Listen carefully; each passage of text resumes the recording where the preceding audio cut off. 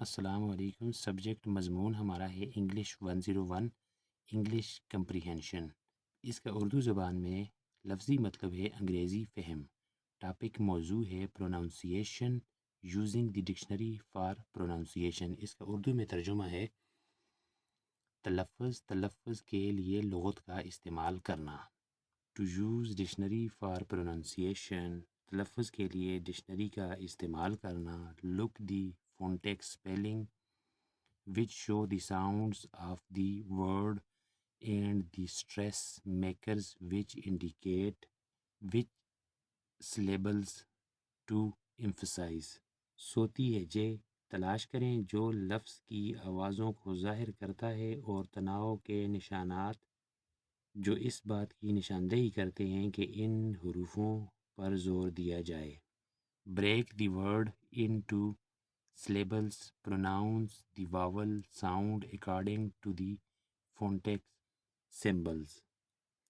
لفظ کو حروفوں میں توڑیں، صوتیاتی علامتوں کے مطابق سر کی آوازوں کا تلفظ کریں۔ اب ہے break the word into syllables, pronounce the vowel sounds according to the phonetic symbols and then practice the full word paying attention to the both stress and individual sounds۔ لفظ کو حرفوں میں توڑیں، صوتیاتی علامتوں کے مطابق سر کی آوازوں کا تلفظ کریں اور پھر دباؤ اور انفرادی آوازیں دونوں پر دھیان دیتے ہوئے پورے لفظ کی مشق کریں۔ اب اس کو تفصیل سے سمجھتے ہیں۔ تلفظ کے لیے لغت کا استعمال کرنے کے لیے صوتیاتی ہجے تلاش کریں جو لفظ کی آوازوں کو ظاہر کرتا ہے اور دباؤ کے نشانات جو اس بات کی نشاندہی کرتے ہیں کہ جن حرفوں پر زور دینا ہے کہ کن حرفوں پر زور دینا ہے۔ لفظ کو حرفوں میں توڑیں، صوتیاتی علامتوں کے مطابق سر کی آوازوں کا تلفظ کریں اور پھر دباؤ اور انفرادی آوازوں دونوں پر دھیان دیتے ہوئے پورے لفظ کی مشق کریں۔ یہ جو انگریزی کی ہم نے سطریں پڑھی ہیں اس وقت ان کے ساتھ ہم نے لفظی مطلب پڑھا ہے، اس کے بعد اب یہ اردو میں نے پڑھا ہے وہ اس کا ترجمہ تھا۔ Steps for using a dictionary for pronunciation. تلفظ کے لیے ڈکشنری یعنی لغت استعمال کرنے کے اقدامات۔ فائنڈ دی فونیٹکس spelling، صوتیاتی ہجے تلاش کریں۔ This will be in a different format from the words spelling, often using symbols from the International Phonetic Alphabet IPA for example۔ اکثر بین الاقوامی صوتیاتی حروف تہجی کی علامتیں استعمال کرتے ہیں۔ مثال کے طور پر اب سمجھانے کے لیے یہ ساری علامتیں میں نے بتائی ہوئی ہیں، جس طرح ہیئر کو HWH ہیئر HWUH اور تیسرا ہے HAIR ہیئر HEUH ہیئر اور چوتھا ہے HEIR ایئر۔ جس طرح انگریزی زبان کا ایک لفظ ہے مانیٹر، نہیں پڑھنا، اس کو پڑھنا ہے مانیٹر، اور یہ میں نے ساتھ اس کی صوتیاتی علامت بھی لکھی ہوئی ہے MAH-NIDDER monitor. Identify the stress, تناؤ کی شناخت کریں۔ دی اپاسٹرافی اس علامت کو کہتے ہیں۔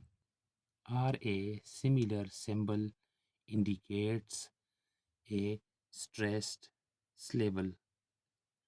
اپاسٹرافی یا اس سے ملتی جلتی علامت ایک دباؤ والے حرف کی نشاندہی کرتی ہے۔ A primary stress is usually shown with and secondary weaker stress is often shown with a raised comma۔ The main stress is on A and the secondary stress is on EN per secondary stress ہے۔ ایک بنیادی تناؤ عام طور پر اپاسٹرافی کے ساتھ دکھایا جاتا ہے اور ثانوی کمزوری تناؤ اکثر بڑھے ہوئے کاما کے ساتھ دکھایا جاتا ہے۔ مثال کے طور پر تلفظ میں پروناؤنسیشن بنیادی دباؤ A پر ہے اور ثانوی دباؤ NAN پر ہے۔ بریک ڈاؤن دی syllables، حرفوں کو توڑیں۔ اوپر دی گئی انگریزی کی عبارت کا لفظی مطلب ہے۔ اس عبارت کی بات ہو رہی ہے۔ The phonetics spelling shows how to break the word into its separate sound parts or syllables۔ نحو کو توڑ دیں صوتیاتی ہیجے دکھاتا ہے کہ لفظ کو اس کے الگ الگ صوتیاتی حصوں یا نحو میں کیسے توڑا جائے۔ Pronounce the sound، آوازوں کا تلفظ کریں۔ Pay close attention to the vowel and consonant sounds، صوت اور کانشوننٹ آوازوں پر پوری توجہ دیں۔ صوت کو انگریزی زبان میں وائس بھی کہتے ہیں۔ The dictionary may use symbols that are different from the letters in the word۔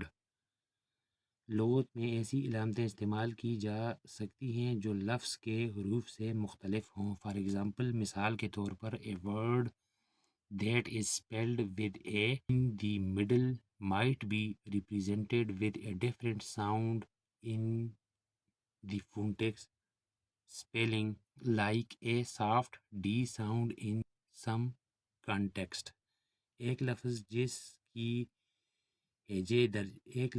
کی ہیجے درمیان میں ٹی کے ساتھ ہوتی ہے اسے صوتیاتی ہیجے میں ایک مختلف آواز کے ساتھ دکھایا جا سکتا ہے، جیسے سیاق و سباق میں نرم ڈی آواز۔ ترجمے پر ایک مرتبہ پھر نظر ثانی کرتے ہیں۔ آوازوں کا تلفظ، سر اور کانشوننٹ آوازوں پر پوری توجہ دیں۔ لغت میں ایسی علامتیں استعمال کی جا سکتی ہیں جو لفظ کے حروف سے مختلف ہوں۔ پریکٹس دی فل ورڈ، پورے لفظ کی مشق کریں۔ Combine the sound and stress makers، say the stressed syllables more forcefully and the unstressed۔ پورے لفظ کی مشق کریں، آوازوں اور تناؤ کے نشانات کو یکجا کریں۔ unstressed syllables more lightly، دباؤ والے حرفوں کو زیادہ زور سے اور غیر دباؤ والے حرفوں کو زیادہ ہلکے سے